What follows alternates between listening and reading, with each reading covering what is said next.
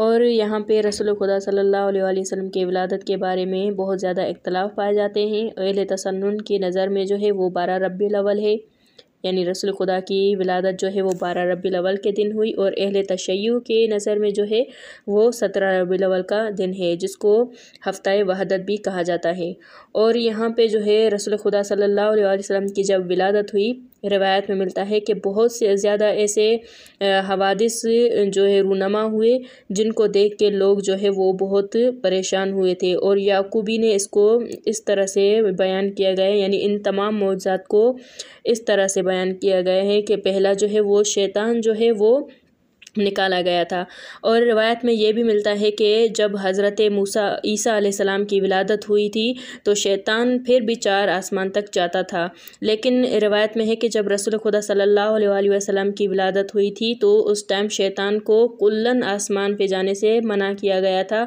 तो शैतान परेशान हो गया कि आखिर क्या माजरा है, क्यों, यानी मैं 4 आसमान पे जाता था, फिर वहीं से 4 आसमान से भी अभी निकाला गया है, तो वो परेशान हो गया।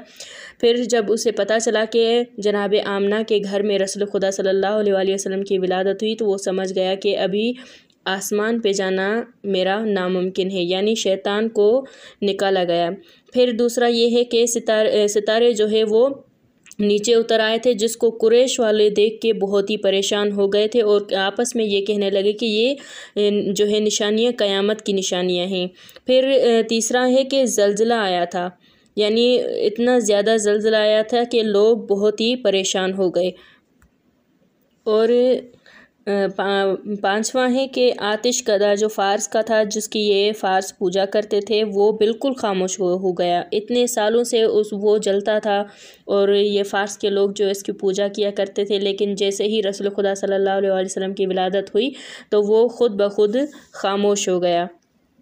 और छठा ये है कि दरिया जो है वो बिल्कुल खुश्क हो गए थे, जिसकी दरिया की पूजा किया करते थे वो अरब के लोग जो जाहिल थे, वो बिल्कुल दरिया जो है खुश्क हो गया था।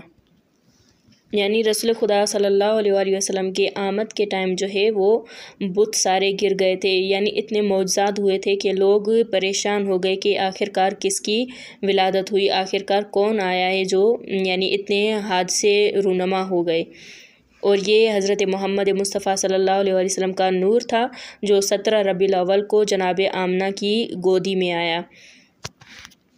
और ये जो सारे मौजज़ात मैंने बयान किए हैं, ये किताब है तारीख़ इस्लामिक सीरे रसूल खुदा सल्लल्लाहु अलैहि वसल्लम, और जिसका मुअल्लिफ़ है रमज़ान मोहम्मदी, हुसैनियान मुक़द्दम, मंसूर दादाश नजाद, यानी ये तीनों मुअल्लिफ़ हैं इस किताब के।